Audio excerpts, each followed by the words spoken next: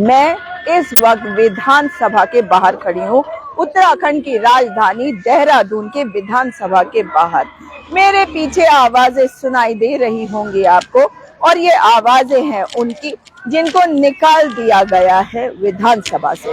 विधानसभा से निकाला गया, उनको नियुक्ति पहले जबरदस्ती दी गई, ऐसा कई तरह की बातें आपको सुनने में आ रही होगी। लेकिन मैं आपको बता दूंगी कि जो आज ये नारे लगा रहे हैं, इनके साथ कैसी नाइंसाफी करी गई है। भाई आपस की लड़ाई है और दिखाना है कि हम तो भ्रष्टाचारी नहीं है, लेकिन ये दरअसल राजनीति के खेल की एक पराकाष्ठा है। कल हाई कोर्ट में देहरादून के बैजनाथ जी का एक पिटीशन आया है, जिसमें बहुत सारे आरोप लगे हैं उन लोगों पर जिन्होंने इनकी नियुक्ति की। कहा जाता है बैक डोर, फ्रंट डोर, कौन सा डोर मालूम नहीं, मगर आप सुन ही सकते हैं कि कितनी आवाजें ये आ रहे हैं। 228 के करीब ये लोग हैं और इनको निकाला गया क्योंकि रितु खंडूरी जी को दिक्कत हो गई कि कोटिया कमेटी जो उन्होंने बनाई, उसने कहा हमेशा से एक ही प्रोसीजर रहा है, और उन्होंने जो कहा उसके बाद माननीय उच्च न्यायालय ने, जब इन्हें निकाला गया, माननीय उच्च न्यायालय ने कहा नहीं ठीक है। फिर ये कहाँ गई? ये गई सुप्रीम कोर्ट। इतने महंगे महंगे वकीलों का इस्तेमाल क्यों किया जा रहा है सरकारी खर्चे पर? क्या जो इनको पैसा दिया गया, जो इनको तनख्वाहें दी गई, क्या वो रिकवर करने की कोशिश करी उनसे जिन्होंने इनको नियुक्तियां दी? तो गलती तो उसकी जिसने नियुक्ति दी, और गलती ऐसी दिखाई जा रही है जैसे ये कल्प्रिट है, जैसे ये ऑफेंडर है। तो इनसे हम बात करते हैं और देखते हैं कि इनका क्या कहना है।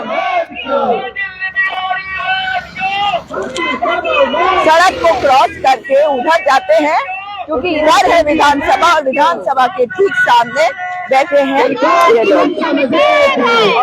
देखिए, आप लोग बैठिए बैठिए बैठिए।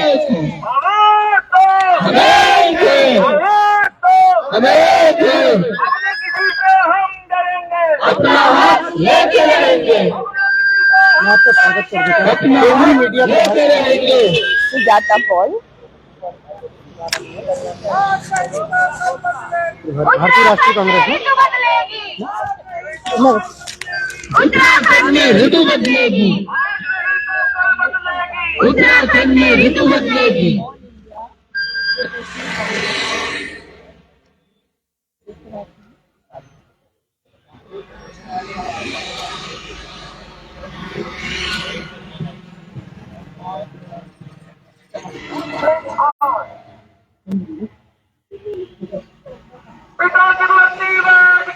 बाकी सब वेद क्यों,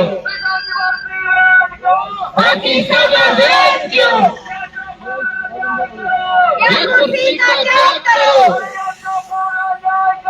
ये कुर्सी का त्याग करो, बाकी सब वेद क्यों, उत्तराखंडी वेद क्यों, ये कुर्सी का त्याग करो। Thank you so much ma'am, आपका ये कैसा दफ्तर है, ये कैसा दफ्तर है, ये कैसा दफ्तर है। अल्लाह बोल, अल्लाह बोल, अल्लाह बोल, अल्लाह बोल, अल्लाह बोल।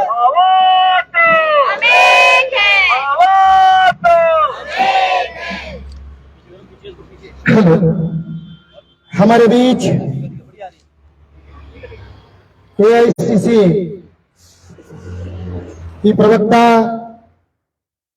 और ऑल इंडिया प्रोफेशनल कांग्रेस की उपाध्यक्ष और प्रवक्ता उत्तराखंड कांग्रेस कमेटी की आदरणीय सुजाता पॉल जी हमारे बीच में आई हैं। हम आपका हार्दिक अभिनंदन करते हैं, स्वागत करते हैं, और एक मातृ शक्ति के रूप में आप हमारी इस उत्तराखंड की इस भूमि में सच्चाई की लड़ाई को आवाज देने के लिए, सच्चाई की लड़ाई हम जो लड़ रहे हैं उसमें एक मातृ शक्ति का योगदान प्रदान करने के लिए हमारे बीच आई है। हम आपको प्रणाम करते हैं, आपका आभार व्यक्त करते हैं और आपको धन्यवाद देते हैं। जैसा कि आपने देखा, आदरणीय सुजाता जी से हमारी कल मुलाकात हुई थी। हम तो आपके जो बाइक से हैं, फेसबुक के माध्यम से, यूट्यूब के माध्यम से हम आपकी जो बेबाक आवाज में जो आप इन तथ्यों को सामने रखते पूरे हिंदुस्तान में ऑल इंडिया कांग्रेस की तरफ से, तो हम तो आपके वैसे ही कायल हैं। तो कल आपसे अचानक मुलाकात हुई थी और हमने आपसे निवेदन किया और इस बात के लिए हम आपको तहे दिल से धन्यवाद देते हैं कि आपने हमारी पीड़ा को समझा और हमारा निवेदन स्वीकार किया। इससे ज्यादा सौभाग्य हमारे लिए क्या हो सकता है। एक बार फिर हम आपका हार्दिक अभिनंदन स्वागत करते हैं और मैं आपको बहुत धन्यवाद देता हूं। धन्यवाद तो क्या कि ये जो हमारी छोटी छोटी तालियां हैं वो पुष्प गुच्छ के रूप में, क्योंकि इस समय तो हमारे साथ, मैंने कल भी बोला था कि शायद उत्तराखंड विधानसभा के इतिहास में सबसे बड़ा अन्याय जो दुर्भाग्यपूर्ण है जो इस समय डिसीजन लिया गया वो हमारे साथ लिया गया। और मैं इस बात से आपको हृदय की गहराइयों से धन्यवाद देता हूं कि कल जो आपने धमाकेदार इंटरव्यू और जो धमाकेदार तथ्यों को इस उत्तराखंड के जनमानस के बीच और भारत की, हमारे पूरे देश की जनता में, पूरे देश की जन जन तक आपकी आवाज जाती है जो रखी आपने। और मैं आपको मतलब हकीकत है कि सबसे ज्यादा कम समय में सबसे ज्यादा व्यूज उस इंटरव्यू में आए और हम इतना गजब हुए कि उसकी चर्चा हमारे कई पॉलिटिकल लीडर से हुई। तो आपका हृदय की गहराई में धन्यवाद देते हैं, आपको प्रणाम करते हैं। नमस्कार साथियों, आप सबके बीच में मुझे आने में थोड़ी देर हो गई, लेकिन ये मत सोचिएगा कि आपकी बात मुझ तक नहीं पहुंची थी। मुझ तक का मतलब मेरे केवल मस्तिष्क तक नहीं, मेरे हृदय तक पहुंच चुकी थी। मैं आपके बीच में, दो लोग हैं उनका नंबर मेरे पास था, उनको बार बार कॉल कर रही थी, तो मुझे कोई रिस्पांस नहीं मिला, इस कारण से थोड़ी देर हो गई। लेकिन कल जब आप लोग मुझे मिले तो मैंने आपको क्या बताया कि जो PIL परसों एक्सेप्ट हुई थी उसके सारे तथ्य मेरे पास हैं। और अगर मैं वहीं से शुरुआत करूं, वो PIL वो आपके विरोध में नहीं है। वो मेरे को अच्छी तरह से देखकर ये समझ में आ गया कि वो आपके विरोध में नहीं है, लेकिन गोदी मीडिया है। गोदी मीडिया में आज एक खबर आई है और उस खबर में ऐसे दिखाया गया है जैसे पूर्व स्पीकर को क्लीन चिट दी गई है। ऐसा उस PIL में नहीं है। दूसरी बात, उस PIL में क्या कहा गया है, आप लोगों के बारे में कुछ नहीं है। उसमें वो तथ्य हैं जो आज तक कोई नहीं उठा पाया। उसमें ये तथ्य है कि एक जुडिशियल इंक्वायरी होनी चाहिए, उसमें जो SIT का गठन हो उसको हेड करे एक जुडिशियल ऑफिसर। ये पहला रिलीफ है उसमें मांगा गया। और अगर SIT headed by judicial officer नहीं होता, उसकी जगह कोई सेंट्रल एजेंसी CBI से जांच करा ली जाए। दूसरी बात जो उसमें लिखी गई है वो बहुत महत्वपूर्ण है कि जिन लोगों ने नियुक्तियां दी उन पर कार्रवाई क्यों नहीं, उन पर कार्रवाई कब होगी। ये कहा गया है कि इसमें जांच करी जाए और जिन लोगों ने ये काम किया, जिसके कारण जिस गेहूं में आप घुन बनकर पिस रहे हैं, क्योंकि लड़ाई किसी और की है। और जो कोटिया कमेटी ने कहा कि 2001 से अब तक प्रोसीजर एक है, तो सबको क्यों नहीं आप दायरे में लेते। आप लोग बोल रहे हैं ना, मगर कोर्ट तो कोई नहीं गया था। तो जो ये बैजनाथ जी की पिटीशन है, ये पॉइंट उसमें आया है कि सबको क्यों नहीं कर रहे आप, खाली इनके साथ क्यों। तो 2001 से लीगल लैंग्वेज एक अलग होती है, वो तथ्यों पे जाते हैं। तो 2001 से अब तक जिन लोगों को भी नियुक्तियां दी गई, टोटल नंबर 396 सही नंबर है, उनको सभी को इसके दायरे में लाया जाए। और तीसरी बात कही गई है कि जिन लोगों ने आप लोगों की नियुक्ति की थी, आपके ऊपर गाज गिरा दी, उनके साथ क्या हुआ, आपको कल्प्रेट बना दिया, आपको क्रिमिनल की तरह बनाकर दिखा रहे हैं, है ना भाई। कहीं पे भी किसी भी राज्य में कोई ना कोई तो किसी को जानता ही है। और क्या सभी कोई कौन से डर से आए? नियम वाले डर से आए। नियम तो इंसान ही बनाता है, कानून भी इंसान ही बनाता है। उसको पहले आप कहो जी मैंने नियम बनाए, जैसे प्रेमचंद अग्रवाल जी ने कहा, तो उसमें एक खास बात यह है कि ये कहा गया है कि राजस्व का नुकसान माना जा रहा है। यही माना जा रहा है कि भाई करप्शन हुआ, राजस्व, तो राजस्व का नुकसान हो रहा है, तो उनसे आप उस पैसे को रिकवर करो। आपके ऊपर गाज गिरा रहे हैं, तो ये बताता है कि आपके विरोध में तो नहीं है, ये उनको टारगेट करते हुए। और ये मैं क्लियर करना चाहती हूँ, क्योंकि कई बार क्या होता है कि जब आप डिप्रेशन में होते हैं, आपके चारों तरफ जो कुछ भी हो रहा होता है वो आपको ऐसा ही लगता है कि आपके विरोध में हो रहा है। ये उनको टारगेट किया गया। और चौथी चीज उसमें कहा गया है कि जो हमारे विधायक हैं या जो सांसद होते हैं वो शपथ लेते हैं, वो संविधान के तहत शपथ लेते हैं, और अगर वो कुछ गलत करते हैं, पहले पॉइंट में कहा इंक्वायरी करो, और लास्ट पॉइंट में ये कहा है कि उनका इलेक्शन लड़ने का अधिकार छीनो।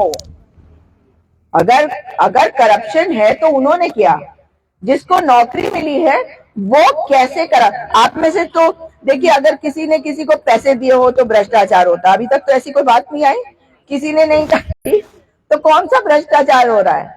भ्रष्टाचार तो अगर किसी के जान पहचान वाले को नौकरी दी और उसको भ्रष्टाचार की श्रेणी में लाया जा रहा है, तो उसने दी जिसके जान पहचान वाले को नौकरी दी गई, तो जिसने किया है उसका वो अधिकार छीन लिया जाए और वो दोबारा कभी चुनाव ना लड़ सके।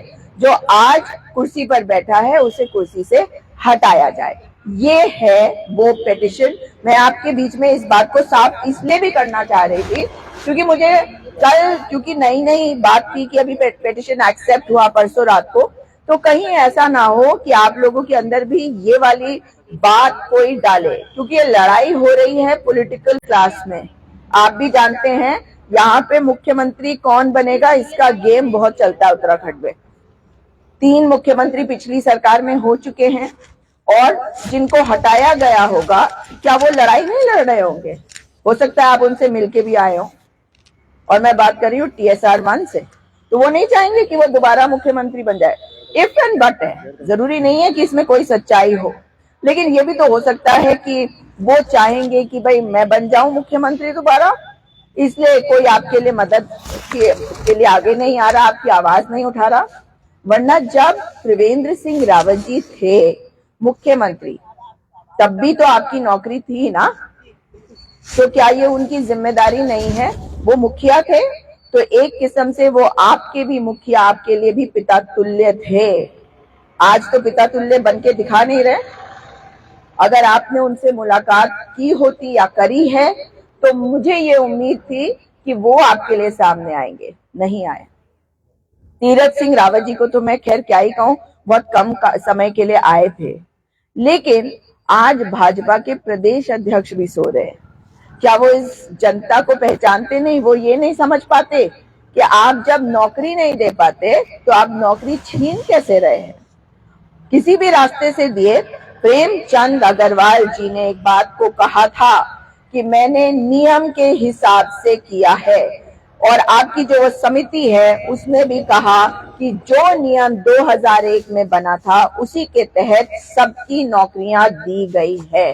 अगर सबकी नौकरियां उसी नियम कायदे के हिसाब से दी गई हैं, तो लीगली आप मुझे बताइए ये गलत तो है नहीं। अब कोर्ट क्या कर रहा है मैं उस पर नहीं जा रही हूँ, लेकिन ये फैक्ट तो एग्जिस्ट करता है, और ये फैक्ट है कि प्रेमचंद अग्रवाल ने ये कहा, और इंसान नियम कायदे कानून बनाता है, उसको हम फॉलो करते हैं। कॉन्स्टिट्यूशन में भी अमेंडमेंट होता है ना, वो इसलिए होता है कि समय के साथ लगता है इसमें बदलाव होना चाहिए, लेकिन बदलाव में ऐसा नहीं होता कि पहले आप किसी को कहो कि आपको हम खाना देंगे, उसके बाद कहो कि इसकी हलक से खाना निकाल लो बाहर, जो इसने पिछले 2 साल खाया। ऐसा तो कहीं नहीं सुना। इसका मतलब ही है कि आज आपके साथ जो अन्याय हो रहा है वो दिखाई दे रहा है, पर जैसा मैंने कल भी महसूस किया और पिछले दिनों भी महसूस कर रही थी कि आप लोग क्योंकि पीड़ित पक्ष है, तो कई बातें ऐसी है जो आपकी सामने नहीं आ पा रही है, या आप उसको पुट फॉरवर्ड नहीं कर पा रहे हैं, इमोशनल तो इंसान होगा। जब आप इमोशनल हो जाएंगे तो याद रखिए बहुत सारी बातें जो होती है, जो बहुत तर्कपूर्ण, तथ्यपूर्ण, नियम कायदे के हिसाब से होती है, वो छूट जाती हैं। जो भी दिमाग में बात आती है लिखना शुरू करिए उसको। मैंने कल भी कहा था, नोट करिए। मुझे सारे डॉक्यूमेंट्स चाहिए, सारे डॉक्यूमेंट्स। पता नहीं कौन सी चीज ऐसी है जो आपको, हमको हेल्प करेगा।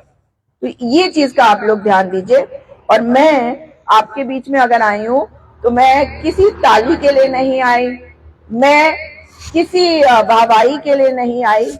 मैंने आपको जैसा कहा, मैं पूरे मामले पर पहले से नजर मेरी बनी हुई है, सारे तथ्य मुझे पता है। जो मुझे कल एक फोन आया था, एक महिला का फोन आया, उन्होंने कहा कि जो आपने कल लाइव किया उससे बेहतर लाइव नहीं था। तो मैंने उससे पूछा, मैंने कहा आखिर मतलब इसमें क्या था, मैं जानना चाहती हूँ। फीडबैक तो हमें मिलेगा, आप लोग दोगे वो इमोशनल हो जाएगा। मैं कहूंगी तो मैंने तो किया है, उसमें कुछ कमी भी हो सकती है, कुछ अच्छा भी हो सकता है, आप बताओ उसमें क्या है। तो उन्होंने मुझे कहा कि अभी तक जितने लोग आ रहे हैं वो इनको समर्थन दे रहे हैं, मगर ये बात कहीं नहीं आ रही कि इनको अंदर करो। मुझे नहीं पता क्योंकि मैंने देखा नहीं। तो इसका मतलब मेरे दिमाग में ये बात आई, बोल तो सब यही रहे हैं, चाहते तो सब यही है जो आपको समर्थन देने आ रहे हैं। इसका मतलब है कहीं ना कहीं जो पॉइंट उस महिला ने मुझे कहा, वो पॉइंट मैंने नहीं रियलाइज किया, लेकिन कहीं ना कहीं आपको ये बात को पकड़ के रखना और जो आए उसको पहले बोलना है कि आप कृपा करके आप जब बात करें तो ये बात को जरूर मेंशन करें। ठीक कह रही हो ना? हमें और आप लोग भी हमेशा समझ लो कि कोई भी चीज का प्लस और माइनस बाहर वाला बता सकता है, ना आप बता सकेंगे। अगर मैं बना रही हूं मैं भी नहीं बता पाऊंगी, मैं अपने फीलिंग्स के हिसाब से बताऊंगी, अपनी समझ के हिसाब से बनाऊंगी। इसलिए ये मेरा एक सुझाव है आपको। दूसरा जो मैं पहले कह चुकी हूँ, लिखिए। तीसरा, डॉक्यूमेंट्स को संभाल के रखिए। मुझे डॉक्यूमेंट्स चाहिए, जैसे पंडिताई वाला तो बहुत ही मजेदार है, मयंक सिंगल जी का। जी सिंगल जी वाली सुबह मैंने आपको लिख के भेजी। अच्छा जी। तो बस ये सारी चीजें 2 वीडियो में बना चुकी हूँ, पर जैसा कि आपको पता है कि मेरे घर में थोड़ी सी प्रॉब्लम हो गई थी, मेरे एक पेट की तबीयत खराब हो गई थी, तो मुझे उसको डॉक्टर के पास ले जाना पड़ा था, नहीं तो वो दोनों वीडियो अभी तक जा चुकी होती। एक मैंने मजेदार चीज सुनी, भाजपा के मनवीर चौहान जी है, वो मीडिया प्रभारी हैं। वो कहते हैं कि कांग्रेस का क्या इसमें मत है, इसमें क्या पक्ष है, वो क्लियर करे। सरकार किसकी है? भाजपा की। ताकत किसके पास? भाजपा के पास। पुलिस किसके पास? भाजपा के पास। तो अगर सरकार उनकी, मुखिया उनका, विधानसभा अध्यक्षा भी उन्हीं की पार्टी की, सारी पावर उनके पास, तो विपक्ष का क्या मत और उस विपक्ष के मत का क्या मतलब, है ना? पर मैं आपके सामने आकर खड़े होकर अपने पक्ष को साफ कर रही हूँ। मनवीर चौहान, यही नाम है ना? मनवीर चौहान, प्रदेश प्रवक्ता, मीडिया प्रभारी कहा किसी ने कल, मीडिया प्रभारी या प्रदेश प्रवक्ता मनवीर चौहान। ध्यान से सुनिए, मनवीर चौहान को बता रही हूं कि मेरा मत क्या है, कांग्रेस पार्टी का मत क्या है। पहली बात, ये मायने नहीं रखता, क्योंकि सरकार आपकी है, पुलिस आपकी है, सिस्टम आपका है। दूसरी बात, अगर मैंने गलत किया और मैं कांग्रेसी हूं, तो क्या आप मेरे खिलाफ कार्रवाई नहीं करेंगे? इसका मतलब ये कमजोर सरकार है, दूसरों के कंधों पर केवल बंदूक रखकर फायर करती रहती है।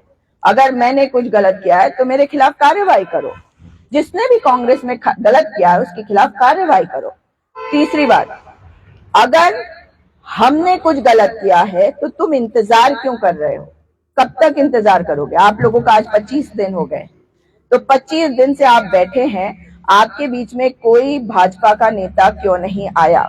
वो सरकार में है, उनका काम है आकर आपसे वार्ता करना। मैं एक नॉर्मल बात कह रही हूँ, इसको मैं वैसे नहीं कह रही हूँ जैसे बहुत लोग आके कहते हैं कि भाई वो नहीं कर रहे हैं हम आके कर रहे हैं। नहीं, मैं एक तर्कपूर्ण बात कर रही हूँ कि अगर राज्य का एक भी व्यक्ति आंदोलन कर रहा है तो उसके बीच में कौन जाएगा? मैं तो केवल आपकी आवाज उठा सकती हूँ, विपक्ष केवल आवाज उठा सकता है, मीडिया भी आवाज उठा सकती है, लेकिन अगर कोई कुछ कर सकता है, कोई आश्वासन दे सकता है या ये कह सकता है हम तुम्हारी मदद नहीं कर सकते, तो वो भी आकर बीच में आपके बोलना चाहिए या नहीं? ये बताओ आप मुझे, बोलना चाहिए या नहीं? आके ही बोल दे कि नहीं हो सकता, तो डर किस बात का? अब विधानसभा अध्यक्षा, मुझे ये नहीं समझ में आता कि विधानसभा अध्यक्षा के लिए आपने इतने दिन काम तो किया ना, 2016 में जो लगे, फिर 2022 में जो लगे, 22 में लगे जो लोग, 2010 में उपनल से भी किया 1 साल के लिए, तो जिन्होंने उपनल के माध्यम से तब किया, फिर 2016 से जिनकी नौकरियां लगी, जिनकी नौकरियां 2022 में ही लगी, चाहे अब प्रेमचंद अग्रवाल कह रहे हैं कि 1 साल के लिए लगाया, ऐसी नौकरी देखी आपने कि 1 साल के लिए लगाया, उसके बाद हम आपको निकाल देंगे, और अपने आप लंबी लंबी नौकरी, लंबी लंबी गाड़ियां और बड़े बड़े मकान, और आपके लिए ये सड़क, ये सही नहीं है। तो विधानसभा अध्यक्षा जिनके लिए आपने काम किया, आप लोगों को क्या कुछ अवार्ड्स वगैरह भी होते हैं ना? आप लोगों को कुछ मिला है उसमें से अवार्ड कि अच्छा काम किया या नहीं मिला है? कोरोना काल पे मिला है। हाँ, ट्रेनिंग लिया था, उनको सर्टिफिकेट मिले हैं। अच्छा, तो आप जो कह रहे हैं कि जो कोरोना काल में सर्टिफिकेट्स मिले हैं जी, वो बेहतरीन सब काम के लिए, और रात दिन मन लगाकर इन लोगों ने काम किया था कोरोना काल में, उसमें इन्होंने उनको जो है शाबाशी पत्र दिए थे। अच्छा, कितने लोगों को? काफी लोग हैं मैम इनमें, मंगाई जी लोग हैं ना इसमें मंगाई जी है ना, मंगाई जी से बात लगभग मेरे ख्याल से हमारे 25 से 30 रक्षक भाई हैं। हाँ, और उन लोगों ने जो पुलिस ट्रेनिंग सेंटर होता है जो यहाँ सुरक्षा में होते हैं, नरेंद्र नगर के पुलिस ट्रेनिंग सेंटर में उन्होंने बिल्कुल हार्ड ट्रेनिंग की है। उसके बाद उनको अवार्ड मिले हैं, कई खेल प्रतियोगिताओं में मिले हैं। पीठासीन अधिकारियों का उत्तराखंड में आज तक का पहली बार पीठासीन अधिकारियों का सम्मेलन हुआ, उसमें कई लोग सम्मान, कई कार्य है उसमें हम लोगों ने बढ़ चढ़ कर पूरा अपना योगदान दिया। तो इसका मतलब है कि आप लोगों को यही विधानसभा अध्यक्षा ने ये माना है कि आप काम ठीक से कर रहे हैं।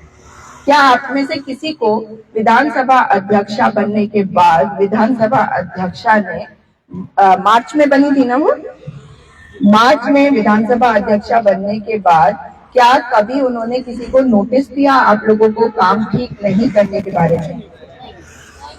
कभी नहीं दिया, कभी नहीं दिया,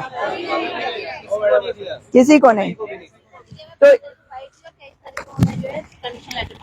जी, हमें कोई नोटिस नहीं मिला है। मैं उसकी बात ही नहीं कर रही हूँ, मैं कह रही हूँ कि जब ये नोटिस आया आपके टर्मिनेशन का, इसके पहले जब तक वो विधानसभा अध्यक्षा रही, क्या कभी उन्होंने आप में से किसी के ऊपर उंगली उठाई कि आपने काम ठीक से नहीं किया? नहीं मैडम, हमारे पर कोई उंगली नहीं उठाई विधानसभा अध्यक्ष ने कि आपका काम किस तरीके का है, और हमें सीधे बर्खास्ती किया 23 सितंबर को। बल्कि मैम जो आईटी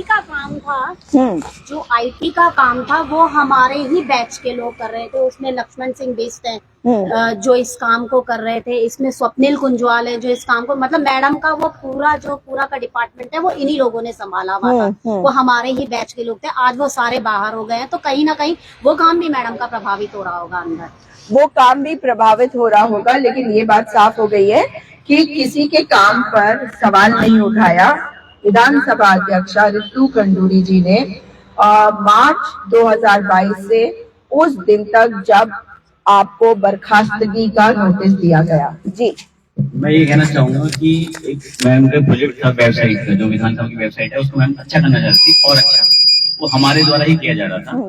बट अब क्या है, हम बाहर हैं तो वो काम रुक गया है। अच्छा, वेबसाइट अपडेट करना चाह रही थी मैडम। अच्छा। और एक ई लाइब्रेरी था, ई लाइब्रेरी वो भी अभी रुका हुआ है। अच्छा, मतलब टेक्निकल कोई है ही नहीं वहाँ पर, तो काम रुका हुआ है। तो आप समझ रहे हैं मैं क्यों कह रही हूँ कि आपके साथ नाइंसाफी हुई है? क्या ये पॉइंट आपने उठाया अभी तक कि हमारे खिलाफ? तो आपने कभी नहीं कहा कि हमने काम ठीक से नहीं किया, सिर्फ इसलिए कि नियुक्ति 2016 में या 2022 में किसी की सिफारिश पे किया गया, लेकिन वो सिफारिश नियम कायदे से बंधा था। क्योंकि अगर सिफारिश भी था तो नियम कायदे से जो चुना गया वही तो चुना गया, और जिसकी सिफारिश नहीं हुई वो भी चुना गया या नहीं? जी मैं एक चीज और स्पष्ट कर देना चाहता हूं मैम। जब हम लोगों को बर्खास्त किया गया तो मैडम ने ये बोला था कि अब यहाँ कार्मिक है नहीं, और विधानसभा के सत्र को चलाने के लिए हमें सरकार से अनुरोध करना पड़ेगा कि कार्मिकों को यहाँ हम काम चलाने के लिए कार्मिकों को लेंगे। जब आवश्यकता थी कार्मिकों की तभी तो हमारी भर्ती हुई थी। तुरंत हमको बर्खास्त, मैडम ने यह भी नहीं सोचा कि हम कोई मुआयना नहीं किया, कोई कर्मचारी को देखा नहीं गया, सीधे टर्मिनेट करने के बाद मैडम कहती है कि मैं विधानसभा के सत्र को आउट करने के लिए सरकार से कार्मिकों को मांगूंगी, कार्मिक नहीं। मैं यही बात आपको कह रही हूँ कि अगर काम कराना था तो जिन लोगों का एक्सपीरियंस हो चुका है क्या उनको काम पे रखे रहना चाहिए, या आप कहेंगे कि नहीं हमें नए कार्मिक दो, हम नए कानून बना देते, नए नियम बना देते हैं, और क्या प्रूफ है कि उसमें कोई किसी के जान पहचान का नहीं आएगा? ऐसे भी तो लोग होंगे जो पिछली बार नहीं सिलेक्ट हो पाए, किसी के भी जान पहचान का क्यों ना हो, सब सिलेक्ट हो रहे होते हैं। तो मुझे बताओ फिर जब कोई सिलेक्ट होगा फिर वही कहानी। तो इसका मतलब है कि आपके साथ जो नाइंसाफी हुई है इसमें ये सवाल जरूर पूछेगा कि हमने कौन सी वाली गलती करी या हमारे काम में कहाँ कमी है। आप लोग ये नहीं पूछ रहे। हाँ, ये बात सही कह रहे हो आप कि जब वो आएंगी तभी तो पूछेंगे हम, है ना? वो आई नहीं रही तो पूछेंगे कैसे आप? जी क्या कहा आपने? मैम जब उस मैम सामने आएंगे हम तभी तो अपनी बातें रख पाएंगे उनके सामने। वो आ ही नहीं रहे, आज हमें 23-24 दिन हो गए हैं, वो आ ही नहीं रहे हमारे सामने, हम किससे बात करें? बिल्कुल, वो आ ही नहीं रही हैं तो बात किससे करें? आप कुछ कह रही थी। मैम हम अपनी बात रखने के लिए किसी का होना जरूरी है ना। अगर हम अपनी बात कैसे पहुंचाएं जब वो आएंगी नहीं, हमसे मिलेंगी नहीं। हम उनको ये सवाल हम भी पूछना चाहते कि हमने ऐसा क्या किया था, हमारे काम में कोई कमी थी या हमने नहीं किया। अगर वो एक बार बताती भाई तुम्हारे से ये फॉल्ट हुआ है तो हम उसे एक्सेप्ट करते ना, बट ये हमारे लिए एक्सेप्टेबल है ही नहीं, तो हम क्या करें? इसमें आवाज नहीं आ रही है क्या? आ रही है? तो आपको मैं यही बात कह रही हूँ, जो बात आप कह रहे हैं वो सबसे इम्पोर्टेंट है, सबसे महत्वपूर्ण है कि आपसे बात करने के लिए तो कोई आया ही नहीं है, कोई नहीं आया अभी तक। मतलब आप लोग यहाँ बैठे हैं, विपक्ष के नेता आते हैं, मीडिया आती है, उसके अलावा जो एक्चुअल काम करेंगे वो नहीं आया।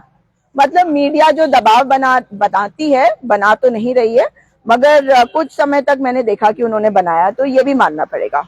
अगर उन्होंने दबाव बनाया और साथ में विपक्ष के कई पार्टी के लोग आए, सबने दबाव बनाया, आपकी आवाज को उठाया, लेकिन फिर भी ये सुन नहीं रहे हैं, तो फिर क्या कहोगे आप? इनको कैसे बुलाया जाए? क्या कोई सुझाव है इनको बुलाने का? क्या कोई तरीका है इनको बुलाने का? जी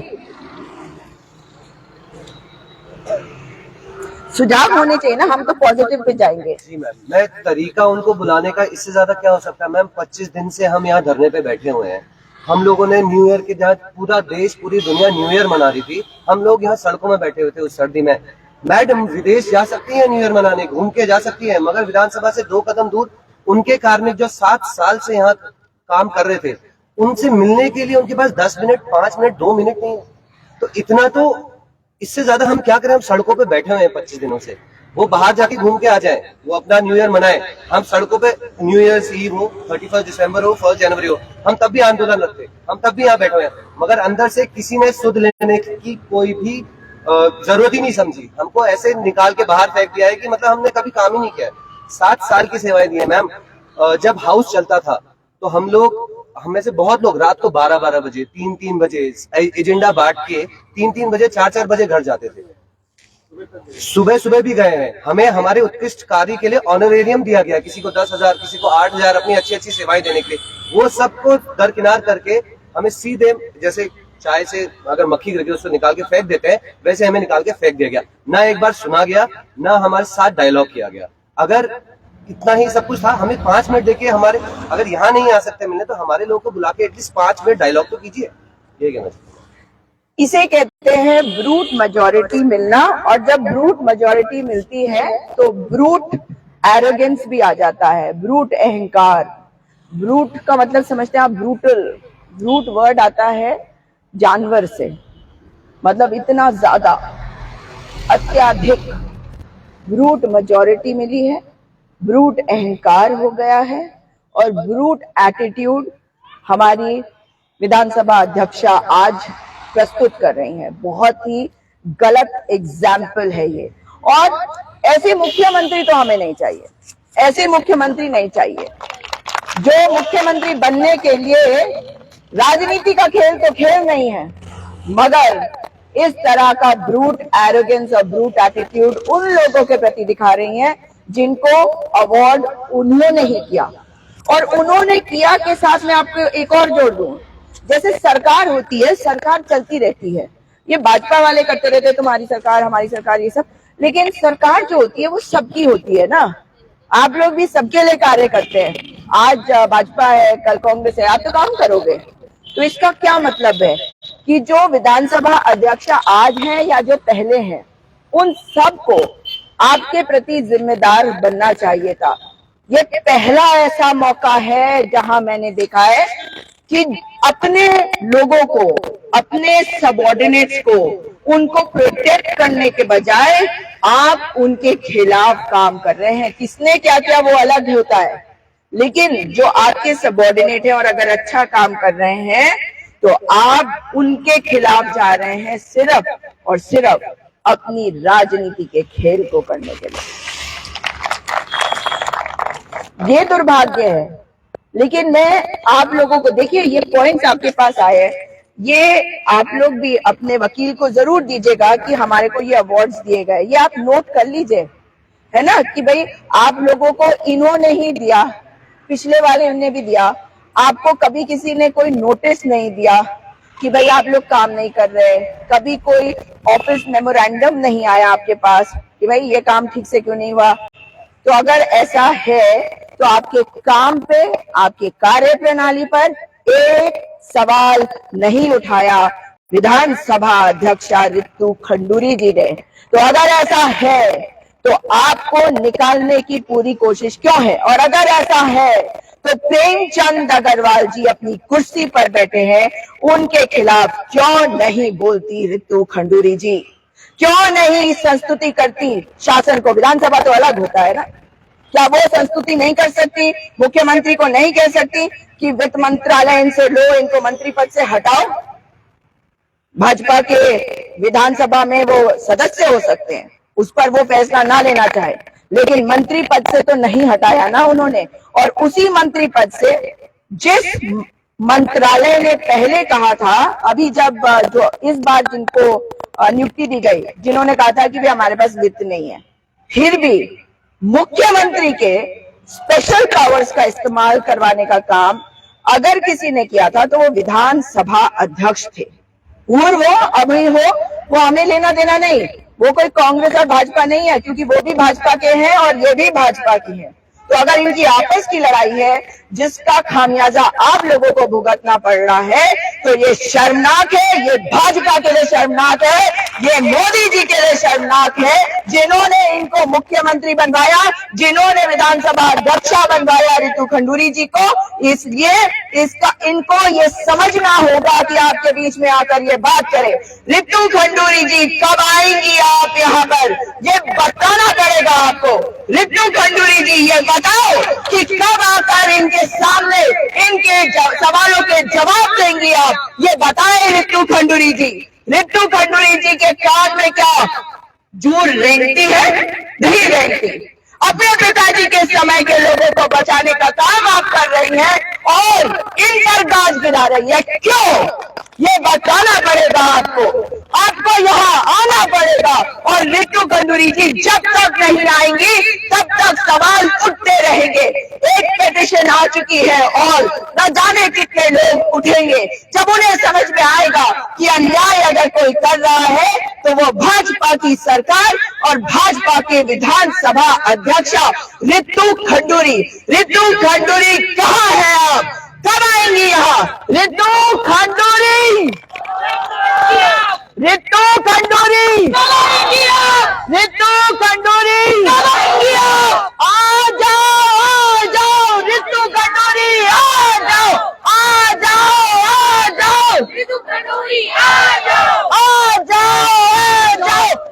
आ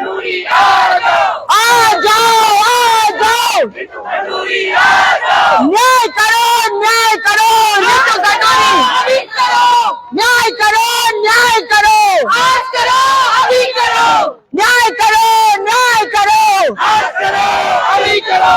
ये हमारे सवाल भी है और ये उम्मीद भी है कि आंखें थोड़ी थोड़ी तो खुल गई होंगी आपकी। और आपको ये जरूर बताना चाहती हूँ कि जब यूकेपीएससी के बच्चे आपसे मिलने आए तब भी मैं वहां मौजूद थी। आपने क्या किया, उनको कैसे डराया धमकाया, ये आपका काम नहीं है।